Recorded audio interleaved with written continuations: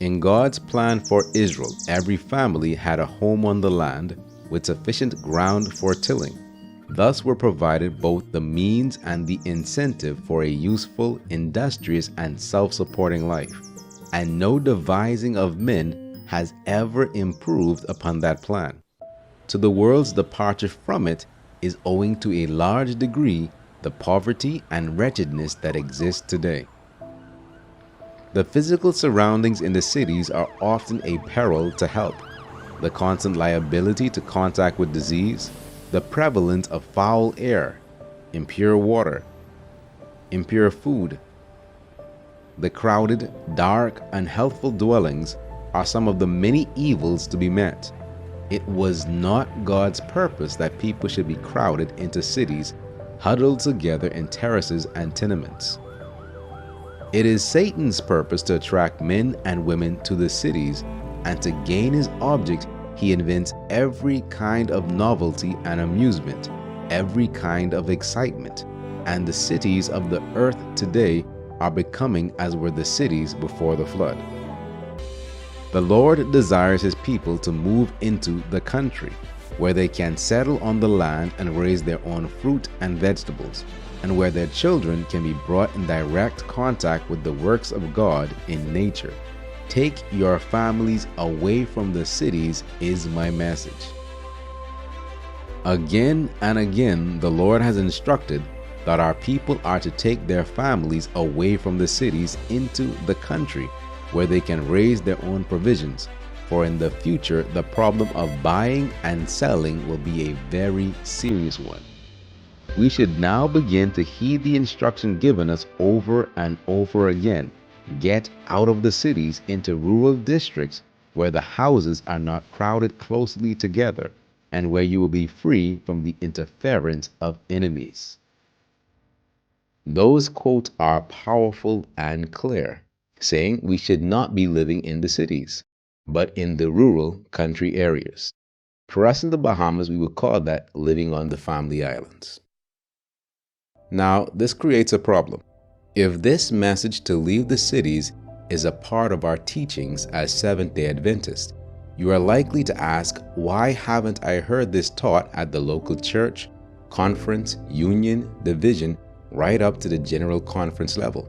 A natural conclusion would be that this is either a lie, it's taken out of context, or it's some form of fanaticism. Therefore, a safe thing to do would be to leave this whole country living idea alone, to guard yourself from any possible false teaching. So here's how we solve this problem. Our goal is to use official church documents to show beyond a shadow of doubt that country living, this message to move out of the cities, is an official teaching of the Seventh-day Adventist Church, fully endorsed by the General Conference. It's just not a popular teaching, and I say that only because the document says that. Now, the truth is the truth, whether it's popular or not. John 4 verse 23 says, "The true worshipers shall worship the Father in spirit and in truth." Therefore, I'm going to challenge you right now at the beginning, that when this presentation is finished, if it is true that country living is an official teaching of the church, then by God's grace, commit to thoroughly studying this topic and apply its teachings to your life. Will you accept this challenge? If so, let's begin. As I previously said, we're going to look at official church documents on the topic of country living.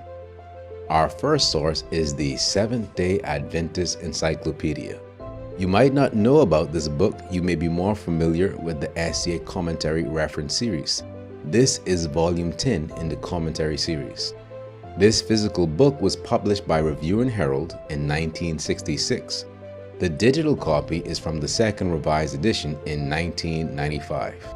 Let's look at the preface section. It says, "The Seventh-day Adventist Encyclopedia is a compendium of facts about Seventh-day Adventists, their work, beliefs, organization, methods, and philosophies.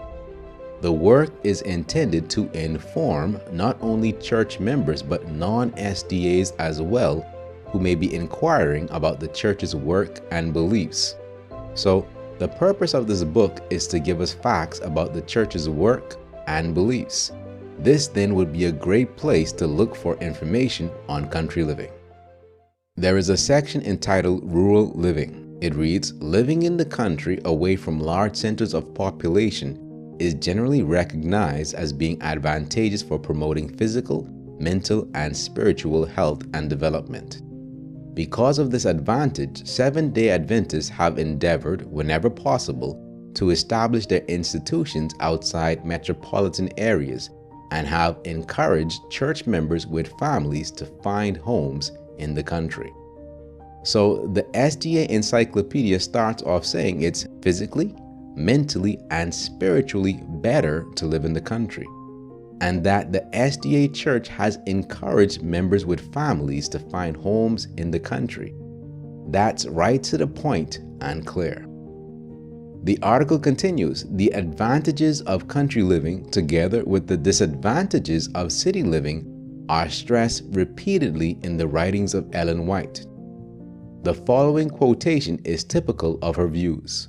"The world over, cities are becoming hotbeds of vice. On every hand are the sights and sounds of evil.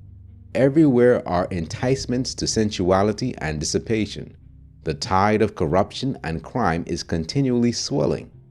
Every day brings the record of violence, robberies, murders, suicides, and crimes unnameable. It was not God's purpose that people should be crowded into cities, huddled together in terraces and tenements. In the beginning, He placed our first parents amidst the beautiful sights and sounds He desires us to rejoice in today. The more nearly we come into harmony with God's original plan, the more favorable will be our position to secure health of body and mind and soul."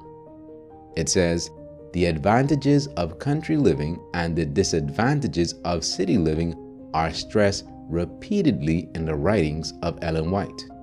Then it gave the same quote I had read earlier, that it was not God's purpose that people should be crowded into cities. It continued to say that God had originally placed Adam and Eve amidst nature, and the more we come in harmony with God's original plan, the better it will be. Just from this introductory statement, I believe, we can all see where this is headed. So far, it appears that the SDA Church does teach that we should live in the country and not in the cities. Now, the article speaks on the historical background. As early as 1890, SDA leaders were pointing out the advantages of country living. In an article entitled Rural versus City Life, appearing in the January 7th and 14th, 1890 issues of the Review and Herald, G.I. Butler, former president of the General Conference, pointed out the advantages of living close to nature and urged SDAs to live in the country. Here's an excerpt. "The present tendency of population is toward the cities. City growth is proportionately more rapid than that in rural sections. We feel certain that the great mass of those who leave the country for the city expecting to increase their real happiness thereby make a grave mistake. If such could realize the reality fully beforehand, they would never make the change. Cities have ever been and will ever be Satan's peculiar seat, just in the degree of their size and population, luxury, wealth, and pride. We do not see how anyone with the right views can love city life. We turn from it gladly to contemplate the quiet charms of country life." In part 2 of the article, nature presents her greatest charms in the country. God's works in nature are higher in every sense than man's arts can rival. Here children can be reared for God healthfully with greatest freedom from evil influences of ungodly associates. In rural life, there is a communion with nature, and through it with nature's God, attainable, which may greatly benefit those who live in the country far more readily than those in the city. They come near to the source of all things.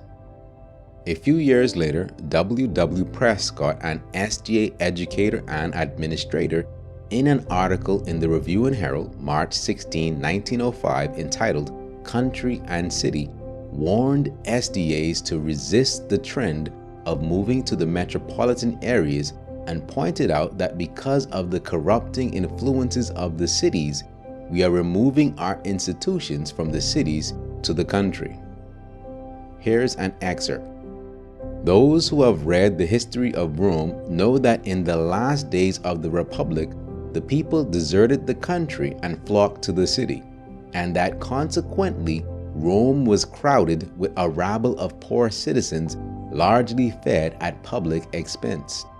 This was one of the conditions which made for the downfall of the Republic and opened the way for an imperial tyranny supported by a military despotism. The same inclination to shun the country and to abandon the cultivation of the soil for the excitements of the city is exhibited in this republic today. Some are able to perceive the meaning of this movement. The Conservative Church Standard says, one of the most dangerous social tendencies of the age is the drift of population from the country to the towns. It is more than simply a dangerous social tendency. It is part of a well-planned campaign arranged by the enemy of God and man, who is making ready for the final struggle. We see that as early as 1890 and 1905, articles were written by the church encouraging members to continue living in the country. Looking at U.S. history, we'll see why these articles were written. An article of the USAOnline.com entitled Urbanization of America states, the early United States was predominantly rural. According to the 1790 census, 95% of the population lived in the countryside. The 5% of Americans living in urban areas, places with more than 2,500 persons, lived mostly in small villages. Only Philadelphia, New York, and Boston had more than 15,000 inhabitants. The South was almost completely rural. After 1830, the urban areas of the country grew more rapidly than the rural areas. By 1890, industrialization had produced substantial growth in cities, and 35% of Americans lived in urban areas, mostly in the northern half of the United States. The South remained rural, except for New Orleans and a few smaller cities. The number of Americans living in cities did not surpass the number in rural areas until 1920. By the 1990s, 3 out of 4 Americans lived in an urban setting, and since World War II, the southern half of the country has become increasingly urbanized, particularly in Texas, Arizona, and the states along the eastern seaboard. This shows that America and other countries was originally mostly rural country living. And as the trend shifted to living in the cities, the church spoke out. Back to the SDA article on rural living. It states, between the 2 world wars, the idea of rural living was not particularly stressed. But during and especially after World War II, a movement was set afoot to encourage SDAs to leave cities and find country homes. Here again, we see that SDAs were encouraged to leave the cities and find country homes. It continues in 1942. F. M. Wilcox, longtime editor of the Review and Herald, wrote an editorial titled Leaving the Cities in the August 27th issue, in which he urged SDAs to leave the large cities and find homes in the country, but cautioned against rash, haphazard moves, particularly on the part of those who had no knowledge of farming. Should our readers with children living in large cities seek homes in the country? Many are considering this question today. Some undoubtedly should do this, others probably should not. It is with the hope that we can encourage one class to take this step and discourage the other class from doing so that we pen these words. The instruction for our people with children to leave the cities as far as they can consistently do so is very definite. In the General Conference Bulletin of April 6, 1903, we find this statement from the messenger of the Lord. Educate our people to get out of the cities into the country, where they can obtain a small piece of land and make a home for themselves and their children. For these and other reasons which might be given, we would say to those with families of small children, leave the large cities and find homes in the country, provided it is wise and best for you to do so. He goes on to say, consider now the other angle of the question. Some parents living in large cities are needed in the city churches of which they are members. They fill important church offices and they are carrying heavy responsibilities. For them to forsake their posts of duty and go away would entail heavy loss to the work of God. We cannot believe they should do this. They can determine their duty only by prayer for divine guidance and in counsel with responsible brethren. By 1940, 56.5% of the U.S. population lived in cities. The author still presented country living with a slight different perspective. Those with children should leave the cities, but those who hold important offices in church should probably stay.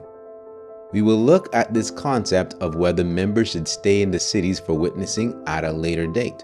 But the focus of this presentation is, did the church officially teach country living? And we see again, the message was clearly given to leave the cities. The SDA encyclopedia article continues. It appears that after the cities of Hiroshima and Nagasaki were bombed, the General Conference began to give serious consideration to setting up an organization for promoting rural living for SDAs. Let's take a look at why the bombing of Hiroshima and Nagasaki would play a role in promoting country living. First, a quick summary. It's 1945, World War II, and the United States of America dropped atomic bombs on the cities of Hiroshima, Japan on August 6 and Nagasaki, Japan on August 9th, killing tens of thousands, leading to the total surrender of Japan. A CNN article stated that the population of Hiroshima in 1945 was between 300,000 to 420,000. Then President Harry S. Truman authorized the attack on Hiroshima. The time for decision has come. In Truman's own words, I did not like the weapon, but I had no qualms if in the long run millions of lives could be saved. On July 25th, the order is issued. Use of the bomb approved. The U.S. B-29 bomber aircraft, the Enola Gay, dropped the nuclear bomb codenamed Little Boy on August 6, 1945.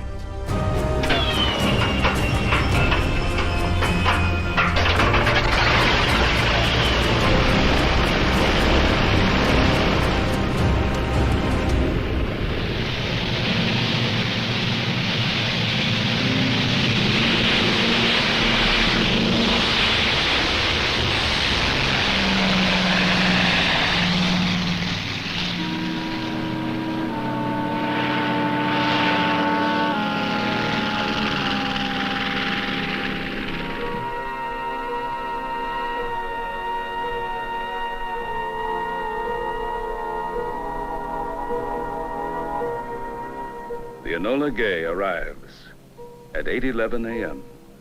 On time, on target.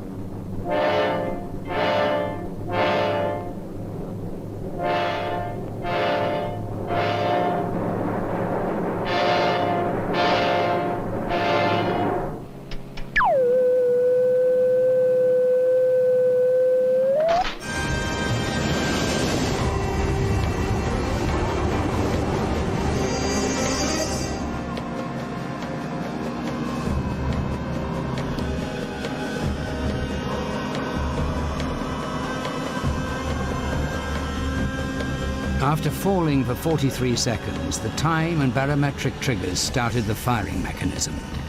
A uranium bullet fired down a barrel into a uranium target. Together, they started a nuclear chain reaction. Solid matter began to come apart, releasing untold quantities of energy.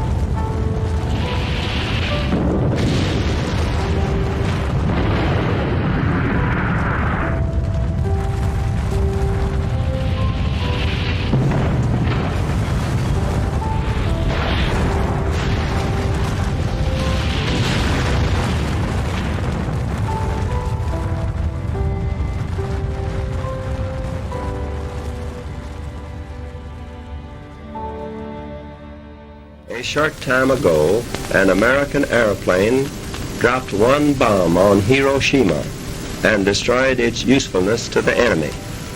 That bomb has more power than 20,000 tons of TNT. The Japanese began the war from the air at Pearl Harbor. They have been repaid many-fold.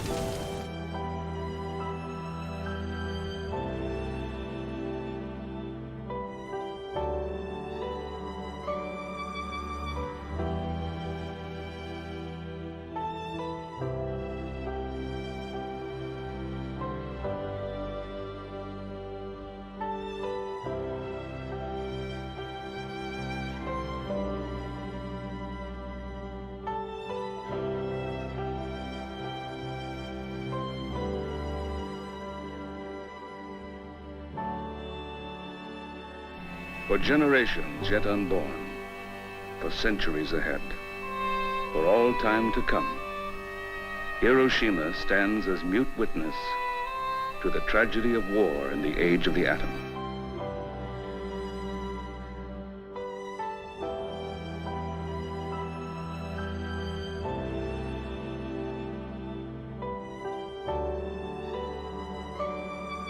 At least 70,000 people were killed in the initial blast, while approximately 70,000 more died from radiation exposure.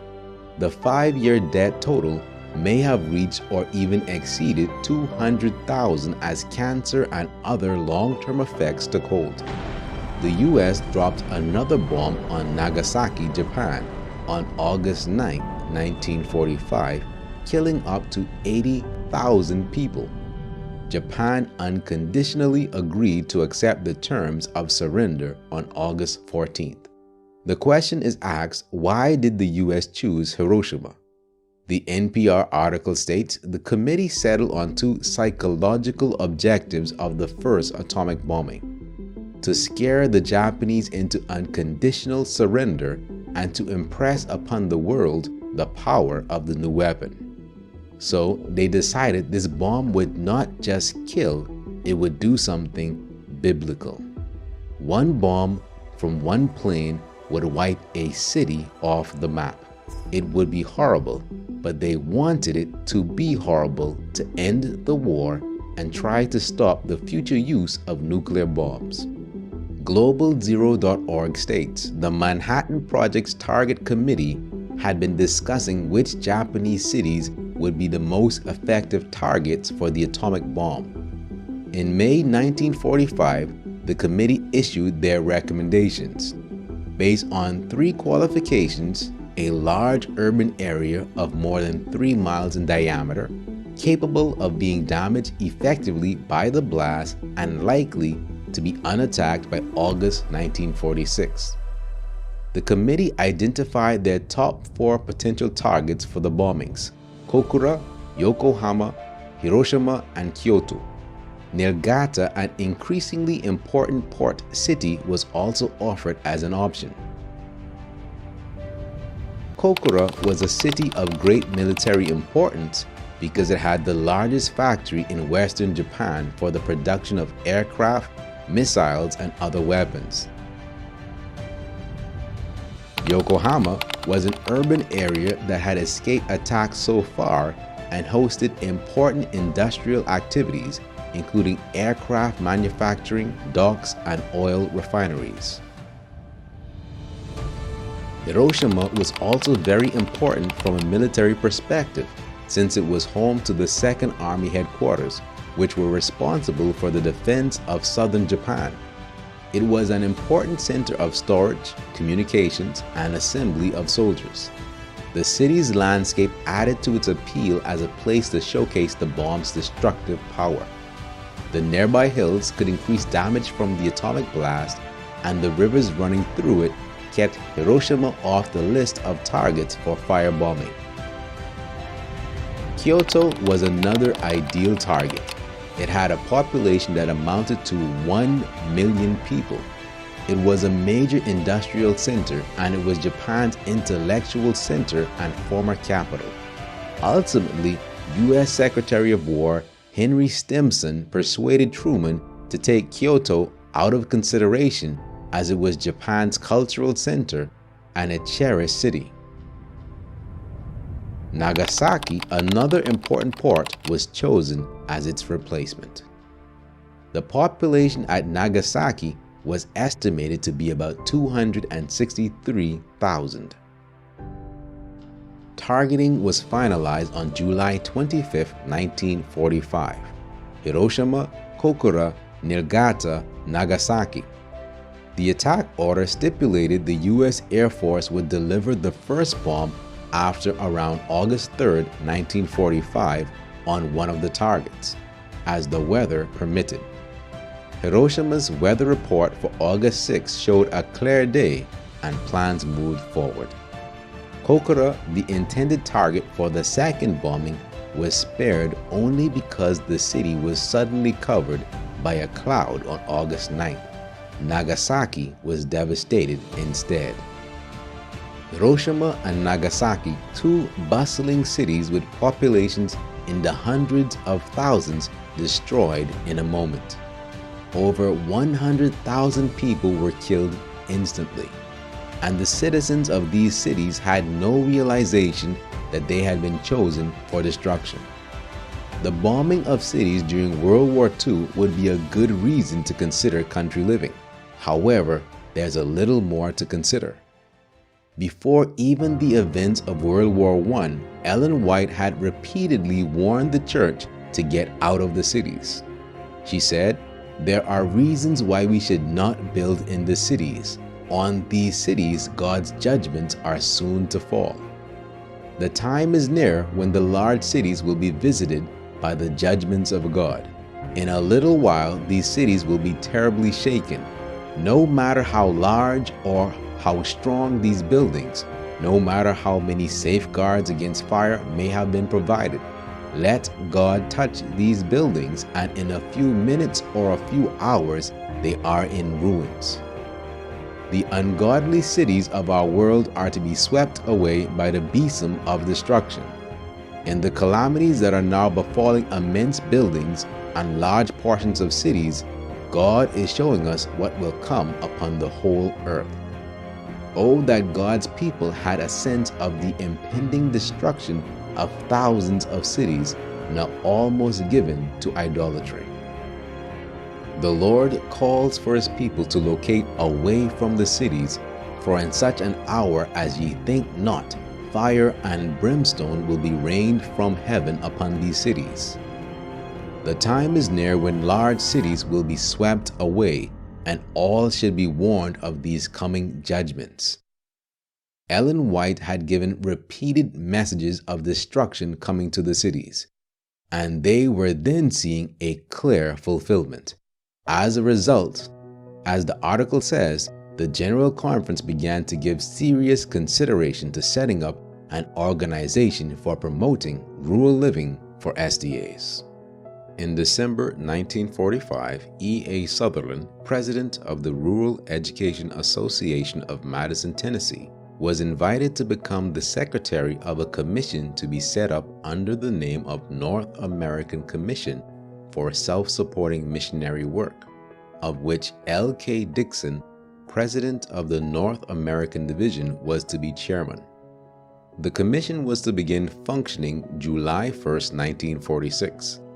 Among other objectives, this commission was to stand as a body of counselors to such individuals as would decide to locate their families in more rural communities and enter into some form of self-supporting missionary endeavor. So a commission was made to stand as a body of counselors for those who decided to locate their families to more rural communities. It continues, probably early in 1946, a committee on country living was set up as indicated in Section 4 of the General Conference Action for March 14, 1946. In August of the same year, the General Conference recommended the merger of the North American Commission for Self-Supporting Missionary Work and the Committee on Country Living that had previously been set up to promote rural living. The new organization was named the Seventh-day Adventist Commission on Rural Living and had Sutherland as secretary and C.B. Haynes as assistant secretary.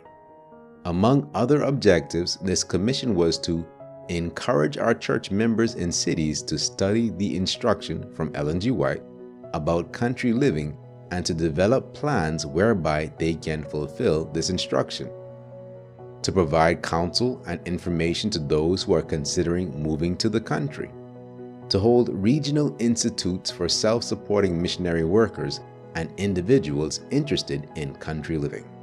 Summarizing, in 1946, the General Conference recommended the formation of the Seventh-day Adventist Commission on Rural Living, which would have three main objectives. 1. To encourage church members living in the cities to study the instruction on country living and also plan towards carrying out the instruction. 2. To provide counsel to those considering moving to the country. 3. To hold regional training institutes for self-supporting work and country living. Note, up to this point, the General Conference had only written articles promoting, endorsing country living. Here, they created an official department of the GC to teach country living. So we can say unanimously that starting in 1946, the Seventh-day Adventist Church officially taught country living, the message to leave the cities. Let's continue reading to see how this develops. In harmony with this section, the booklets Country Living and From City to Country Living were recommended to SDAs for reading. An article written in the Lake Union Herald on April 11, 1950 by Carlisle B. Haynes provides a great insight into the publishing history of these two books. For the past 5 years, there has been sounding out with renewed emphasis the call of God for His people to leave the cities and locate their homes in rural areas. This call has been given impressive force by the publication entitled Country Living. This is a compilation of the messages given by Ellen G. White from 1902 to 1906, containing counsel from heaven to stand apart from membership in labor unions and get away from the corruptions and dangers of the cities. To many Adventists, these statements were new. To others who had known of them, their republication in 1946 was clothed with a new significance. A deep impression was at once created throughout the churches that this renewed call was timely and demanded study and action. A remarkable interest was taken in this call to leave the cities. Indeed, for a time, some uneasiness was felt lest there should develop a mass movement and families might act on impulse without adequate and intelligent planning and business-like arrangement, and thus bring disaster and disappointment to themselves and to the cause. This, we are glad to say, has not occurred and ought not to occur. If the instruction regarding procedure accompanying the heavenly message is heeded, it will not occur. The profound interest taken by Adventists generally may be discerned when the circulation of country living is considered. It was thought by publishers that a printing of 5,000 copies would be ample to supply the unknown demand. Just before printing, this was increased to 10,000 copies, and that was the number of the first printing. This was completely exhausted within a few weeks, and a second printing of 10,000 copies became necessary. This was followed quickly by a third 10,000, then by a fourth and a fifth. At the present writing, between 50 and 60,000 copies of Country Living has been eagerly taken by the believers. The effect has been gratifying and impressive. There has been serious study followed by positive action. As families have found the way to do so, there has been a growing movement out of the cities to country locations. There have been careful plans, satisfactory and prudent arrangements, thorough inspection of new locations, close consultation with church and conference officers, and wisely executed management in the moves that have been made. Only in a very small number of instances has a hasty or indiscreet move resulted in consequences that have been regretted. This is the way the whole enterprise should continue to develop. And it is to help in this and to answer as helpfully as possible the many questions to which any such movement gives rise that now a companion pamphlet to Country Living is published. It is called From City to Country Living. It is the purpose of the new pamphlet to present such general guiding principles as will be of service to Seventh-day Adventists in considering the steps which will eventually lead them to a home location more in harmony with God's ideal. The pages of this companion pamphlet have been prepared for the purpose of answering questions that have arisen, helping families to make their important decisions with wisdom and discretion, safeguarding them from costly mistakes and cautioning them against exploitation. The new pamphlet is priced at 25 cents and should be ordered from your book and Bible house. It contains the following chapters: The Call to Leave the Cities, What is Country, Reasons for Moving to the Country, God's Promise to Help Families to Secure Homes in the Country, Choosing a Location for a Home in the Country, Gardening and Other Activities, Life at Its Best, The Lure of the Land, Enterprises Operated for the Lord versus Worldly Enterprises, Learn to be Self-Sustaining. So we see that 50 to 60,000 copies of the book Country Living were received by the church by 1950. This is an impressive number, but to put this in true perspective, the membership of the SDA church in 1950 was 756,812. 50,000 books received means that 6% of the church, or 1 out of every 15 Seventh-day Adventists, had the book Country Living in their possession.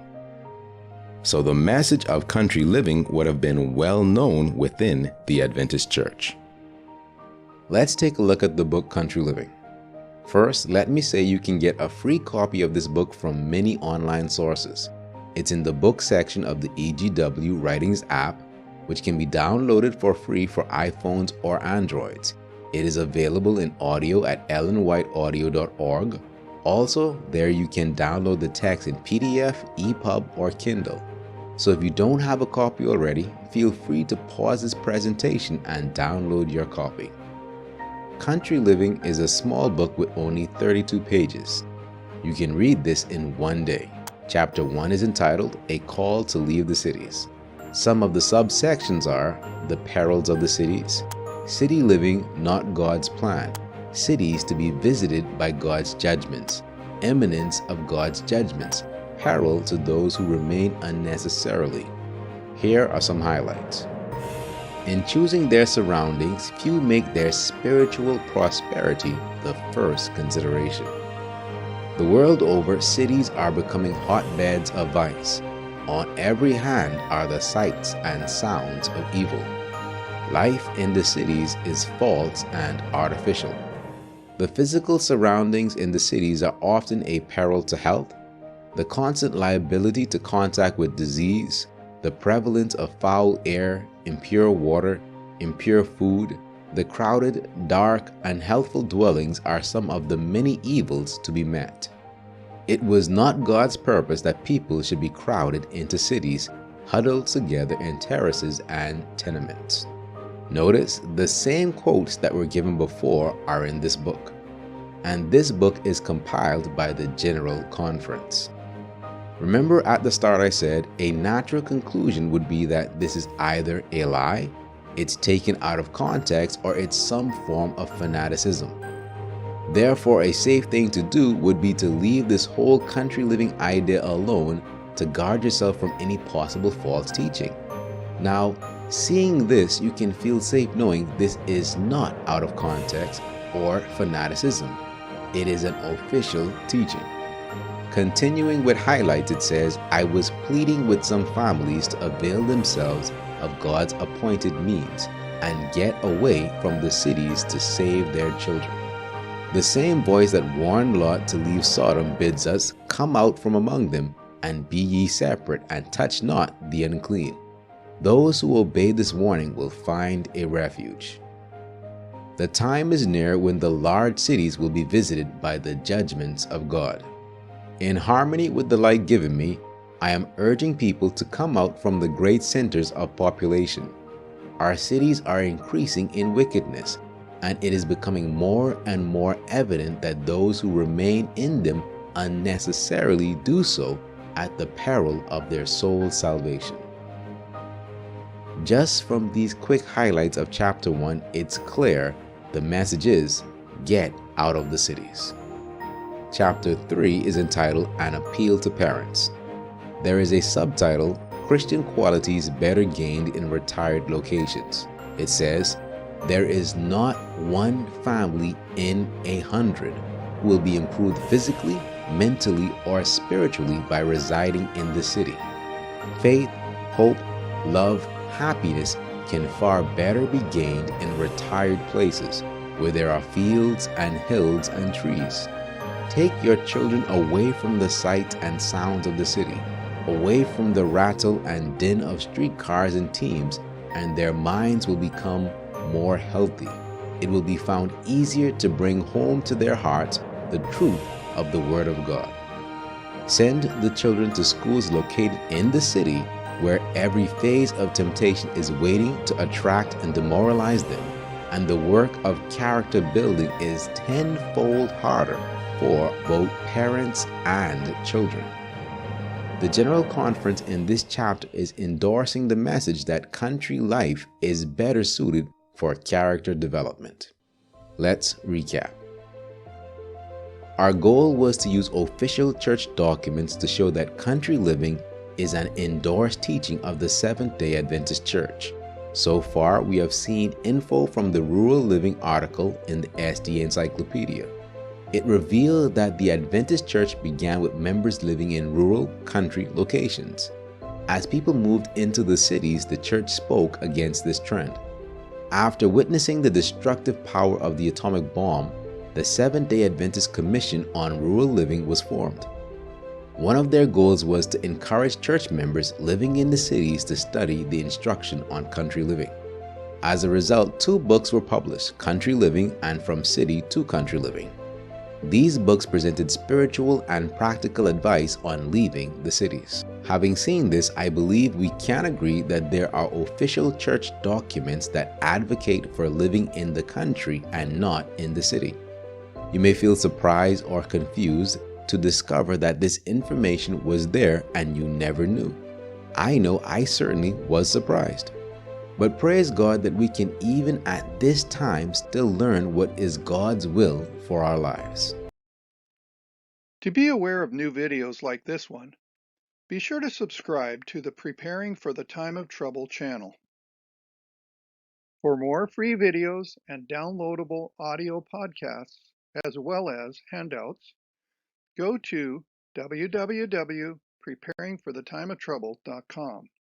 Topic categories include recordings of live seminar presentations, country living, sustainable gardening, homestead remedies, how to be self-sufficient when the grid goes down, wild edible and medicinal plants, hydrotherapy, and end-time Bible prophecies. To take advantage of these free resources, go to preparingforthetimeoftrouble.com.